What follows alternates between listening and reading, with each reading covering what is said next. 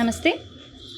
సంతానం ఎన్ని కోట్ల రూపాయల ఆస్తులున్నా కూడా ఇంట్లో చిన్న బిడ్డ లేని అసంతృప్తి చాలా జీవితాల్లో ఉంది. సో ఆ జీవితాల్లో వెలుగు నింపే ఒక రెమెడీస్ బ్రహ్మంరాజు గురువు గారు ఉన్నారు, మాట్లాడదాం. గురుగారు నమస్కారం. సో ఎన్ని కోట్ల ఆస్తుంటే ఏముంది, ఒక చిన్న పాపో బాబో ఎవరు ఇంట్లో లేకుండా ఉండడం, సంతానానికి సంబంధించిన సమస్యలు ఎదుర్కోవడం. నిజంగా ఇది హెల్త్ పరంగా కాదు, హెల్త్ ఇష్యూస్ చూస్తే అన్ని బాగానే ఉంటాయి, కానీ కన్సీవ్ మాత్రం అవ్వని పరిస్థితి ఏంటి అలా? ఓం నమ శివాయ. కళ్యాణం అనేది ఒక పెద్ద సంకల్ప బలం. అందులో సంతానం అనేది ఇంకా పుత్ర సంతానం భగవంతుడు ఇచ్చిన అది గొప్ప వరం. ఇప్పుడు చాలామందికి కళ్యాణం అయిన తర్వాత సంతానం కలగట్లేదు. కారణాలు కొన్ని ఉంటాయి. అవి కొన్ని ఆరోగ్య సమస్యలు ఉంటాయి, కొన్ని గర్భసంచిలో ఉన్న లోపాలు కొన్ని ఉంటాయి, ప్రతి స్త్రీలోనూ ఉంటాయి. అయితే కొంతమందికి మనం వద్దనుకున్నా కూడా సంతానం కలుగుతుంది. మనం లేటుగా అనుకున్నా కూడా ప్లాన్ చేసుకున్నా ఆ భగవంతుడు మనకు అందించే సంకల్పాన్ని అందించేస్తాడు. అది ఎవరి వల్ల ఆపలేము. కానీ కొన్ని రోజుల వరకు, అంటే సంవత్సరం 2, 3, 4, 5 సంవత్సరాల వరకు కూడా సంతానం అందకపోతేసరికి ఎంతలా స్త్రీకైనా పురుషుడికైనా ఎంత సంపాదించుకున్న ధనము మనకు వారసత్వం లేదు, దీపం పెట్టే విధానం లేదన్న ఒక ఆలోచన వచ్చినప్పుడు వాళ్ళ మనసులు చాలా వరకు కుమిలిపోతుంటారు. వాళ్ళు ఏ ఫంక్షన్కి పోయినా, ఎక్కడికి పోయినా, ఎవరి దగ్గరికి పోయినా కూడా మీరు ఎంత సంపాదించారని అడగరు కదా, మీకు ఎంతమంది పిల్లలు అని అడుగుతారు. ఆ సంతానము వాళ్ళు చెప్పుకుంటానికి కూడా నామోషిగా ఉంటుంది వాళ్ళకి. మాకు లేరు పిల్లరు, కానీ మేము అక్కడ ఏ ముఖం పెట్టుకుని చూపించుకోవాలనుకునే వాళ్ళు కూడా కొన్ని ఫంక్షన్లకు వెళ్ళకపోకుండా, కొన్ని కార్యక్రమాలకు వెళ్ళకోకుండా ఆగిపోతుంటారు. వాళ్ళకి బాధాకరం. ఆస్తులు చూస్తే చాలా ఉన్నాయి, కోటేశ్వర్లు, ఐశ్వర్య, అందం అన్నీ ఉన్నాయి, కానీ సంతానం కలగట్లేదంటే దోషాలు ఉంటాయి. అవి కొన్ని లగ్న దోషాల్లో కొన్ని ఉంటాయి, కొన్ని వడిపాల బియ్యంతో కట్టిన తర్వాత తగిలే దోషాలు కొన్ని ఉంటాయి, కొన్ని మైల దోషాలు ఉంటాయి, కొన్ని నాగ దోషాలు ఉంటాయి. కొంతవరకు వాళ్ళకి సంతానమే కలగకపోకుండా వాళ్ళకి వారసత్వం నుంచి వచ్చిన ఒక ప్రభావం కూడా ఉంటుంది. ఆ ప్రభావాల వల్ల వాళ్ళ గర్భసంచంలో ఆ గర్భం నిలబడదు, నీరై కరిగిపోతుంది, నిలబడే అవకాశం ఉండదు.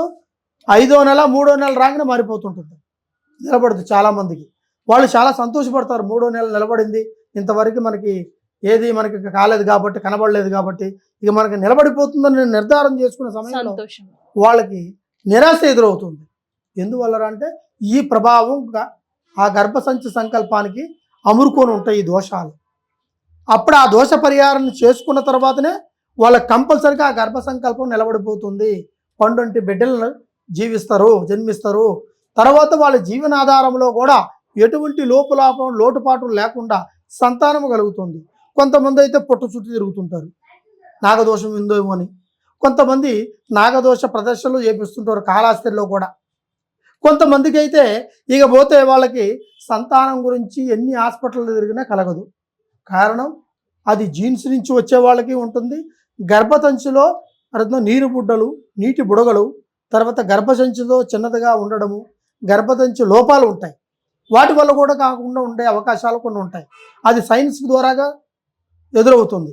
ఇటువంటి సమస్యలు ఉన్నవాళ్ళు చాలామంది ప్రపంచంలో ఉన్నారు. కొంతమందికి తెలియక హాస్పిటల్లో తిరుగుతూ, తర్వాత కొంతమందికి మన వల్ల కాదేమో అనుకుని టెస్ట్ బేబీలు అంటారు కదా, టెస్ట్ బేబీస్, అట్లా కొంతమంది వెళ్తుంటారు. వెళ్ళొచ్చు, దాంట్లో తప్పులేదు. కానీ కాకపోతే సమయం అంతా వృధా చేసుకుని వెళ్తున్నారు. మీరు ఆ సమయాన్ని కరెక్ట్ అయిన గమయంలో మీరు గమనించుకొని, ఏ ఒక్క శాస్త్రజ్ఞుడి దగ్గర మనకి మంచి సంకల్పమైన బలం, సంతాన బలం దొరుకుతుంది. ఆ దోషాన్ని కనిపెట్టినవాడు, ఆ దోషంలో ఒక ప్రాబ్లాన్ని తెలుసుకున్నవాడు, దాన్ని పరిహారించి దాన్ని నిర్ధారణ చేసి ఆ పరిహార దోషాన్ని నివారణ చేసిన వాళ్ళ దగ్గర మీరు ఒక్కసారి సంపాదించేటికైతే కంపల్సరిగా ఆ దోష నివారణకి పరిహారము కంపల్సరిగా జరుగుతుంది. అదేవిధంగా ఆ సంతాన బలానికి సంబంధించింది కొంతమంది వ్యక్తులు కొన్ని విధాలుగా ఉంటారు. అంటే సంతానం లేని వాళ్ళు చాలామంది ఉంటుంటారు.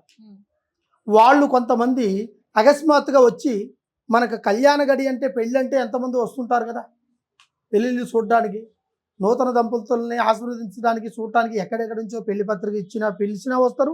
దారిన పోయే వాళ్ళు కూడా వచ్చిపోతుంటారు చూసిపోదామని. అలాంటి వాళ్ళ ద్వారా అక్షంతలు తీసుకొని తల మీద వేసేస్తే అది గర్భానికి తగులుతుంది, శిరస్సుకు తగులుకుంటుంది, సంతాన బలంలో చాలా వరకు లోపాలు ఏర్పడే అవకాశాలు ఉంటాయి.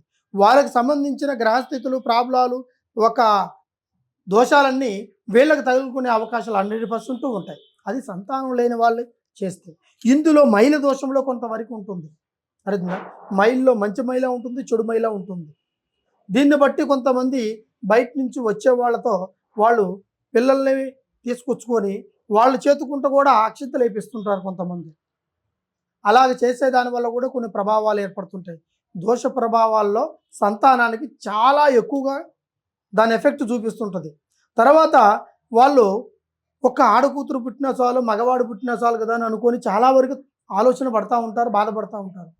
కానీ అటువంటి సంకల్పంలో ఆడబిడ్డైనా మగబిడ్డైనా ఒకటే సంతానం.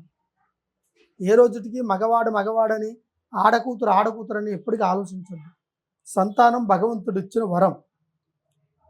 కొడుకులో లేని ప్రేమను కూతురులో చూసుకోవచ్చు. కూతురులో ఉన్న ఆనందాన్ని కొడుకు ద్వారా పొందొచ్చు. దాని ఒక ఆలోచన తెలుసుకున్న వాడికి సంతానం ఏది కలిగినా హ్యాపీగా ఉంటారు. కొంతమంది అయితే మాకు మగ సంతానమే కావాలి అనుకుంటే నువ్వు అనుకున్నది అంత మాత్రాన కాదు కదా. అది దైవ సృష్టి.